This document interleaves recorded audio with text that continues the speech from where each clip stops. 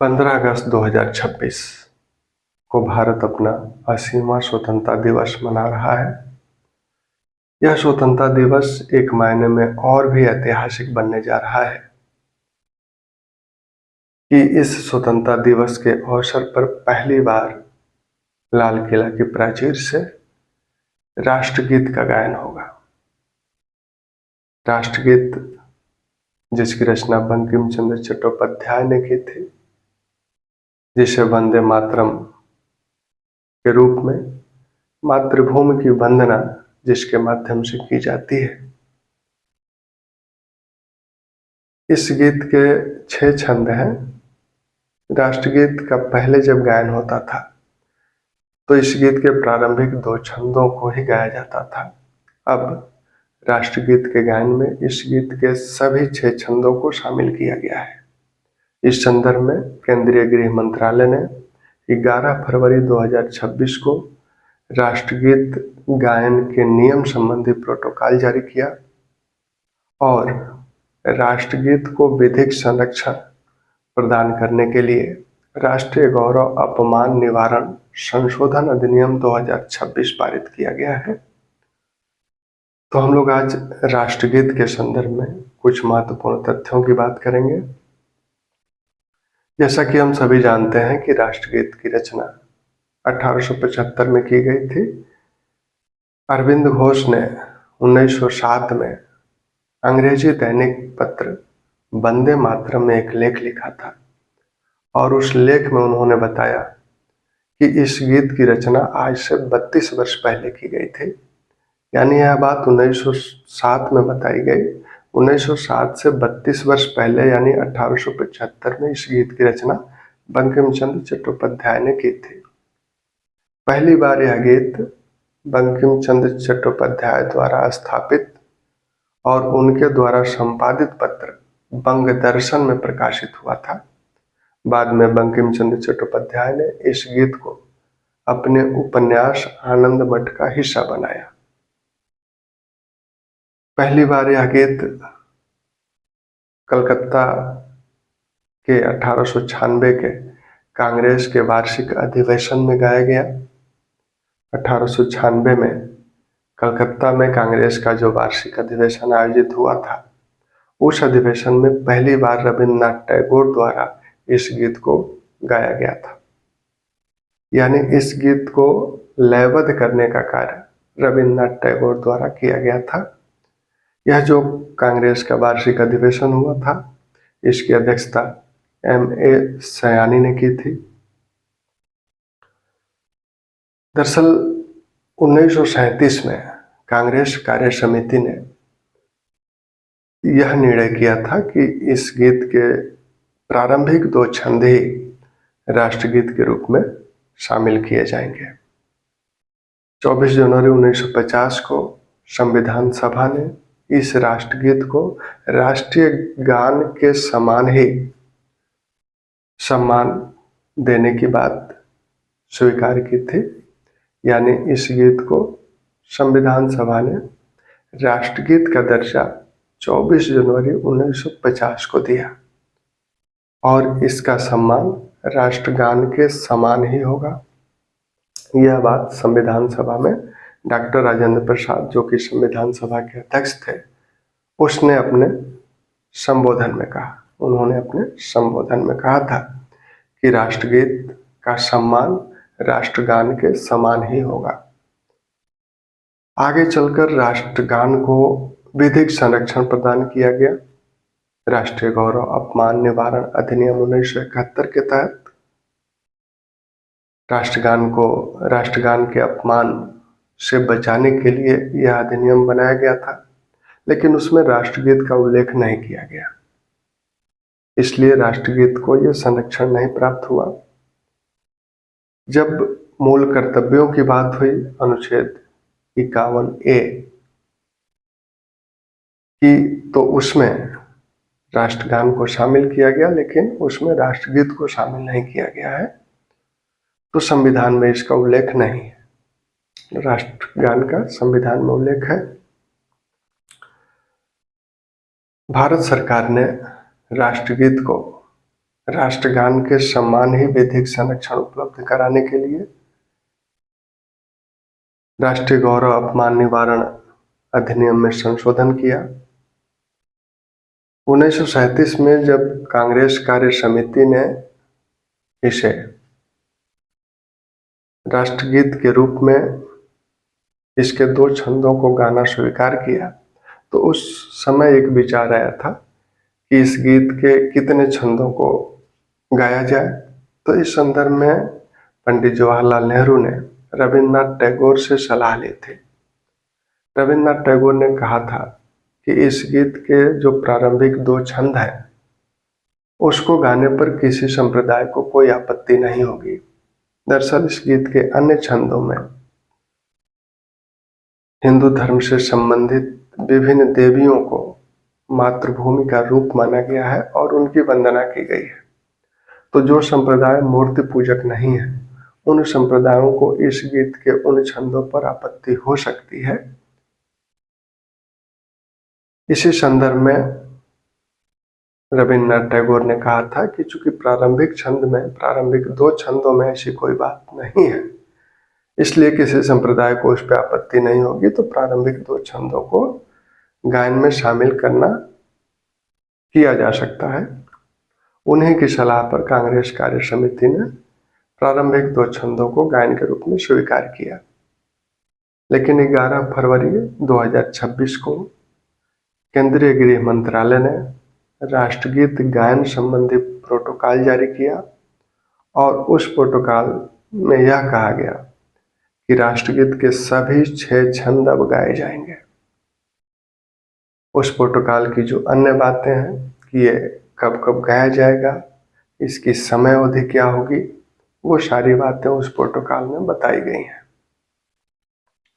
तो उसकी बात हम लोग करेंगे। यह राष्ट्रगीत राष्ट्रीयता का प्रेरणा गीत बन गया। जब बंगाल विभाजन हुआ 1905 में, तो बंगाल विभाजन के दौरान यह गीत और वंदे मातरम नारा दोनों राष्ट्रवादी भावना के प्रेरक बन गए। एक तरह से यह राष्ट्रवादी नारा बन गया वंदे मातरम। 7 अगस्त 1905 को कलकत्ता के टाउन हॉल में बंगभंग यानी बंगाल विभाजन के विरोध में जो सभा हुई थी, उस सभा में पहली बार इस गीत और वंदे मातरम नारे का प्रयोग राजनीतिक संदर्भ में किया गया। यानी राष्ट्रवाद के प्रेरक के रूप में, राष्ट्रवादी भावना की प्रेरणा के रूप में, लोगों की को एकजुट करने के रूप में इसका प्रयोग, इस गीत का प्रयोग और वंदे मातरम नारे का प्रयोग पहली बार राजनीतिक संदर्भ में 7 अगस्त 1905 को किया गया। 7 अगस्त 1905 को कलकत्ता के टाउन हॉल में बंग के विरोध में जो सभा हुई थी, उस सभा में बड़ी संख्या में लोग इकट्ठे हुए, इसलिए सभा 3 भाग में करनी पड़ी थी और टाउन हॉल के अंदर की जो सभा हुई उसकी अध्यक्षता कासिम बाजार के तत्कालीन महाराजा मणिंद्र चंद्र नंदी ने की थी। फिर जब 16 अक्टूबर 1905 को बंगाल विभाजन किया गया, यानी वह दिन तय किया गया था बंगाल विभाजन, यानी उस दिन से बंगाल विभाजन की योजना लागू होनी थी, तो 16 अक्टूबर 1905 को जब बंगाल विभाजन लागू हुआ था, उस दिन को रविन्द्रनाथ टैगोर ने राखी दिवस के रूप में मनाने का आह्वान किया था। लोग सुबह गंगा स्नान कर वंदे मातरम के नारे के साथ प्रभात फेरियां निकाले। तो इस बंगाल विभाजन के दौरान वंदे मातरम नारा एक राष्ट्रवादी नारा बन गया और यह गीत एक राष्ट्रवादी गीत बन गया। अन्य अवसरों पर भी इस गीत को राष्ट्रवाद के प्रेरणा के रूप में प्रयोग किया गया। यह सिर्फ बंगाल तक ही सीमित नहीं रहा, बल्कि बंगाल से बाहर भी इसका प्रयोग हुआ, यहाँ तक कि भारत से बाहर भी इसका प्रयोग हुआ। बंगाल विभाजन की योजना सरकार की 1903 में ही थी, लेकिन व्यापक विरोध को देखते हुए सरकार ने उस समय इसे स्थगित कर दिया था। लेकिन अंदर ही अंदर सरकार एक संशोधित योजना पर कार्य कर रही थी और 6 जुलाई 1905 को समाचार पत्रों में यह संशोधित योजना प्रकाशित हुई। तब लोगों ने यह जाना कि सरकार ने बंगाल विभाजन की योजना को त्यागा नहीं है, बल्कि बंगाल विभाजन पे वो कार्य कर रही है। 7 जुलाई 1905 को सरकार ने आधिकारिक घोषणा शिमला से की कि बंगाल विभाजन किया जाएगा। 19 जुलाई को जो बंगाल विभाजन का प्रस्ताव था उसे जनता के लिए जारी किया गया। 16 अक्टूबर 1905 से यह योजना लागू होनी थी। ये सारी खबरें मिलते ही बंगाल में व्यापक विरोध शुरू हुआ। उसी संदर्भ में 7 अगस्त 1905 को कलकत्ता के टाउन हॉल वाली सभा हुई थी।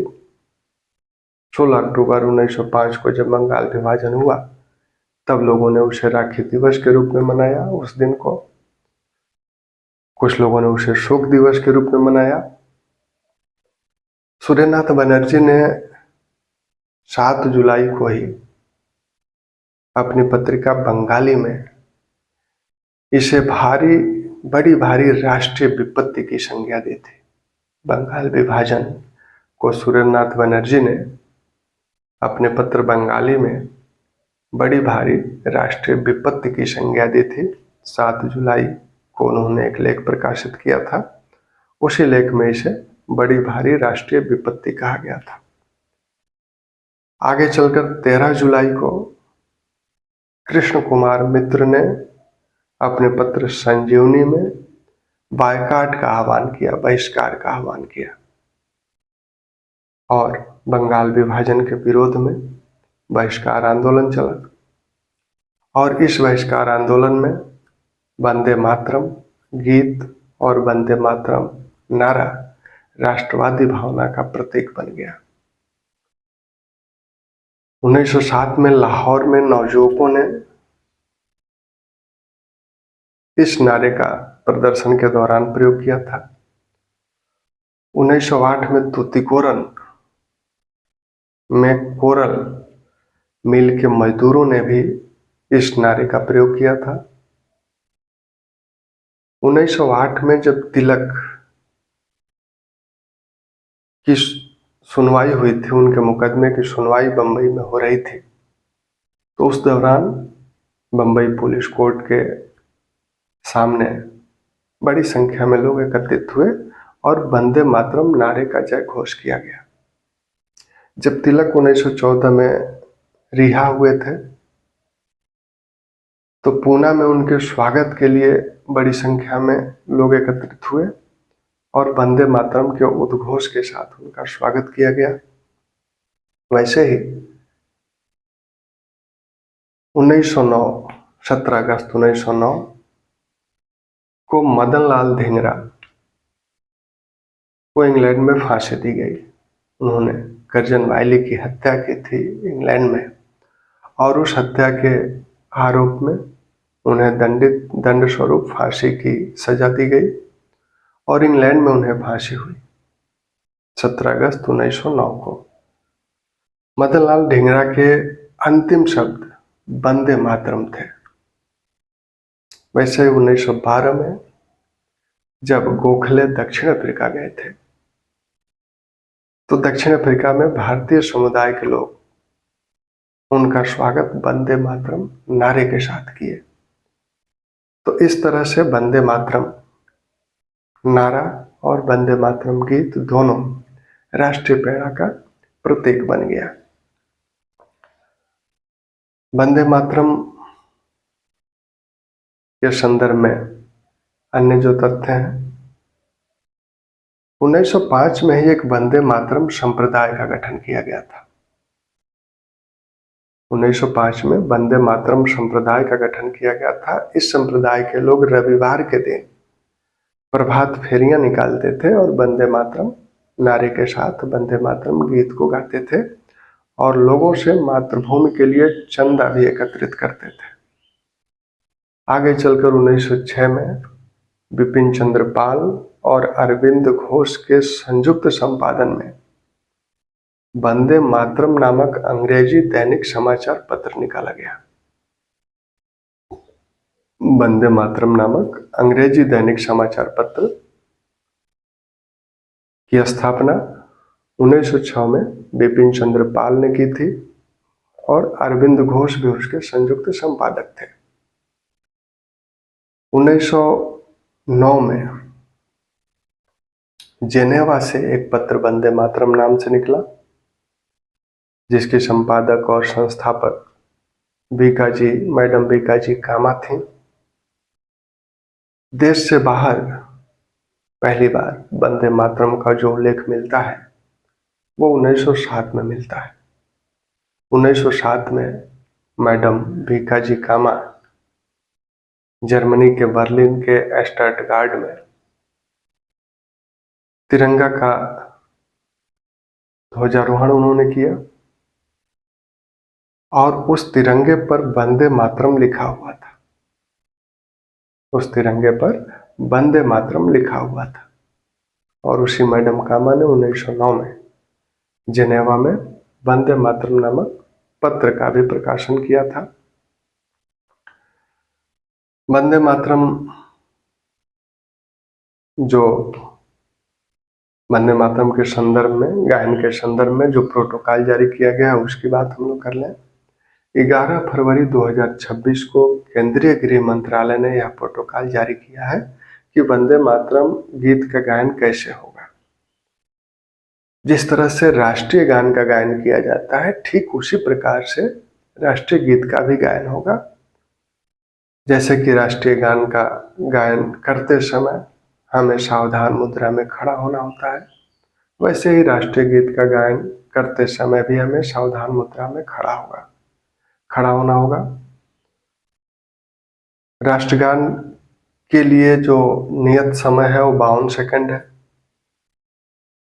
वैसे ही राष्ट्रगीत के गायन का जो नियत समय है वो 3 मिनट 10 सेकंड है। यानी 3 मिनट 10 सेकंड में इस गीत के 6 छंद गाए जाएंगे। राष्ट्रपति जब राजकीय समारोह में होंगे तब उनके आगमन और प्रस्थान के समय इस गीत का गायन होगा। वैसे ही राज्यपाल, उपराज्यपाल जब संबंधित राज्य या केंद्र शासित प्रदेश में किसी राजकीय समारोह में उपस्थित होंगे तो उनके आगमन और प्रस्थान के समय इस गीत को गाया जाएगा। राष्ट्रपति जब भी किसी राजकीय समारोह में या नागरिक अलंकरण में उपस्थित होंगे तब यह इस गीत का गायन किया जाएगा। विशुद्ध रूप से औपचारिक राजकीय समारोह न होते हुए भी यदि उस समारोह में मंत्रियों का आगमन हो रहा है जिससे कि वह समारोह विशिष्ट बन जाता है, तो उस समारोह में भी सामूहिक रूप से राष्ट्रीय गीत का गायन किया जाएगा। स्कूलों से यह कहा गया है कि वो अपनी सुबह की प्रार्थना में राष्ट्रगीत को शामिल कर सकते हैं। जब इस गीत को गाया जाएगा, अगर बैंड पर गाया जा रहा है तो उसके पहले थाप की आवाज देनी होगी, जिससे कि वहां एकत्रित लोग ये जान सकें कि राष्ट्रगीत का गायन होने वाला है। राष्ट्रगीत को अगर किसी फिल्म या वृत्तचित्र में शामिल किया गया है तो उस समय जनता को खड़े होना आवश्यक नहीं है, क्योंकि उससे उस फिल्म में बाधा उपस्थित होगी और अव्यवस्था बन जाएगी। इसलिए उस दौरान खड़े होने की अनिवार्यता नहीं है। तो यह तो 11 फरवरी 2026 को जो प्रोटोकॉल जारी किया गया है उसके अनुसार एक बात और इसमें बहुत ही महत्वपूर्ण कही गई है कि यदि किसी समारोह में राष्ट्रगीत और राष्ट्रगान दोनों प्रस्तुत किया जाना है तो सबसे पहले राष्ट्रीय गीत का गायन होगा, तत्पश्चात राष्ट्रगान का गायन होगा। अब राष्ट्रीय गौरव अपमान निवारण संशोधन अधिनियम 2026 की हम लोग बात करें। राष्ट्रीय गौरव अपमान निवारण अधिनियम 1971 में बना और इस अधिनियम में राष्ट्रीय ध्वज, संविधान और राष्ट्रगान को अपमान से बचाने के लिए कुछ विधिक प्रावधान किए गए। इस अधिनियम की धारा 2 में राष्ट्रीय ध्वज और संविधान का यदि अपमान किया जा रहा है तो उस अपमान को रोकने संबंधी प्रावधान है और साथ में जो इस तरह की कुचेष्टा कर रहा है उसे दंडित करने का प्रावधान है। वैसे ही इस अधिनियम के धारा 3 में राष्ट्रगान का जानबूझकर कोई अपमान कर रहा है या राष्ट्रगान के गायन में बाधा उपस्थित कर रहा है तब उसे दंडित करने का प्रावधान है। दोनों ही स्थितियों में अधिकतम दंड 3 वर्ष का कारावास या जुर्माना या दोनों निर्धारित किया गया है। इसी धारा 3 में संशोधन किया गया है और इसमें राष्ट्रगान शब्द के साथ ही राष्ट्रगीत शब्द को भी जोड़ा गया है। यानी अब न सिर्फ राष्ट्रगान के अपमान को रोका जाएगा बल्कि राष्ट्रगीत का अपमान या राष्ट्रगीत को गाने में बाधा उपस्थित करने की कुचेष्टा को अपराध माना जाएगा और उसके लिए भी राष्ट्रगीत के अपमान के संदर्भ में भी जो दंड निर्धारित किया जाएगा वो उतना ही दंड होगा जो राष्ट्रगान के संदर्भ में निर्धारित है, यानी अधिकतम 3 वर्ष का कारावास या जुर्माना या दोनों। यदि इस अपराध की पुनरावृत्ति होती है यानी दोबारा वह व्यक्ति अपराध करता है तब ऐसे में दंड को और कठोर किया गया है और कम से कम 1 वर्ष के कारावास की सजा उसे होगी। तो राष्ट्रीय गौरव अपमान निवारण अधिनियम 1971 में संशोधन किया गया। यह संशोधन संबंधी जो विधेयक था राज्यसभा में 29 जुलाई को पारित हुआ, लोकसभा में 30 जुलाई को पारित हुआ और 6 अगस्त 2026 को इसे राजपत्र में प्रकाशित कर दिया गया। इस प्रकार यह 6 अगस्त 2026 से लागू हो गया। अब थोड़ी सी बात हम लोग बंकिम चंद्र चट्टोपाध्याय के संदर्भ में भी कर लें। बंकिम चंद्र चट्टोपाध्याय का जन्म 1838 में हुआ था। बंगाल के 24 परगना जिले में उनका जन्म हुआ। बंगाल में उनकी प्रारंभिक शिक्षा हुई। कलकत्ता विश्वविद्यालय से उन्होंने बीए पास किया 1859 में और उसी वर्ष वह ब्रिटिश सरकार की सेवा में डिप्टी कलेक्टर के पद पर नियुक्त हुए। जीविकोपार्जन के लिए उन्होंने नौकरी की और डिप्टी कलेक्टर के पद पर वो नियुक्त हुए। डिप्टी कलेक्टर के पद पर रहते हुए 1891 में सेवानिवृत्त हुए। तो इस दौरान ही उन्होंने साहित्य सेवा भी की। विभिन्न रचनाएं उनकी हैं। दुर्गेश नंदिनी जिसकी रचना 1865 में हुई, कपाल कुंडला जिसकी रचना उन्होंने 1866 में की, आनंद मठ उपन्यास के रूप में 1882 में प्रकाशित हुआ, देवी चौधरानी उपन्यास 1884 में प्रकाशित हुआ।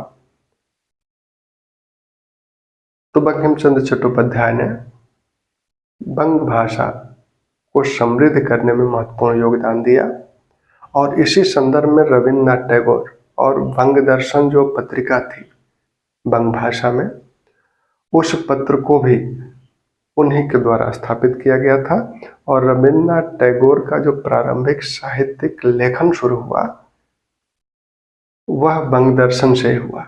बंग दर्शन में उनके लेख, उनके गीत प्रारंभ में प्रकाशित होते थे।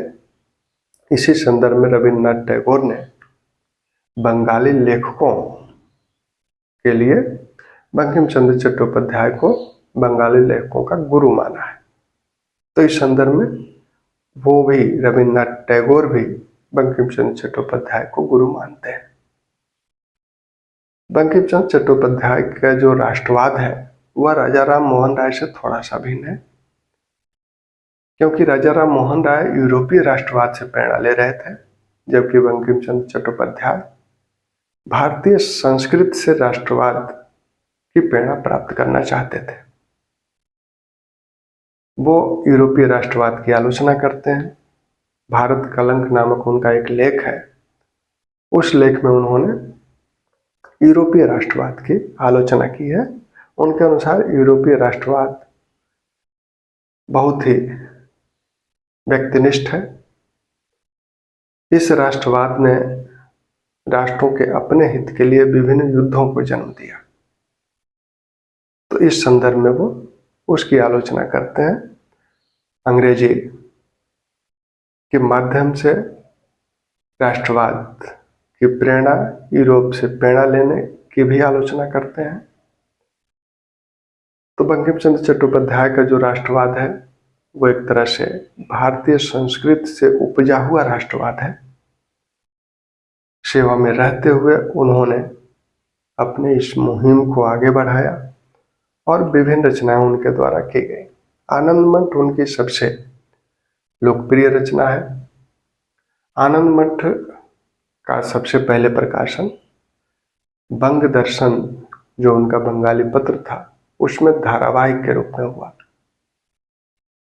धारावाहिक के रूप में बंग दर्शन नामक बंग भाषा के पत्र में उसका सबसे पहले प्रकाशन हुआ और उसी धारावाहिक की पहली किस्त जब प्रकाशित हुई थी तो उसमें वंदे मातरम का भी प्रकाशन हुआ था। आगे चलकर 1882 में आनंद मठ उपन्यास के रूप में प्रकाशित हुआ, इसलिए आनंद मठ की रचना 1882 माना जाता है। तो हम लोगों ने आज वंदे मातरम के संदर्भ में कुछ बातें की। वंदे मातरम के 6 छंद, गाने के संदर्भ में कुछ आपत्तियां बताई गई हैं। एक तो 3 मिनट 10 सेकंड और इसके बाद फिर राष्ट्रगान का गायन 52 सेकंड, यानी कुल मिला के 4 मिनट सावधान मुद्रा में खड़ा होना है। तो आलोचकों ने यह कहा कि इतना देर खड़ा होना शायद थोड़ा सा कठिन होगा, लेकिन 4 मिनट खड़ा होना कोई कठिनता की बात नहीं है। और जिस गीत ने हमारे राष्ट्रीय आंदोलन को प्रेरित किया, जिस गीत से आज भी हमें राष्ट्रीय प्रेरणा मिलती है, उस गीत के संदर्भ में जो प्रोटोकॉल जारी किया गया है, जो अधिनियम बना है, उसका पालन करना सभी नागरिकों का कर्तव्य है। हमें इसका दिल से पालन करना चाहिए। जय हिंद।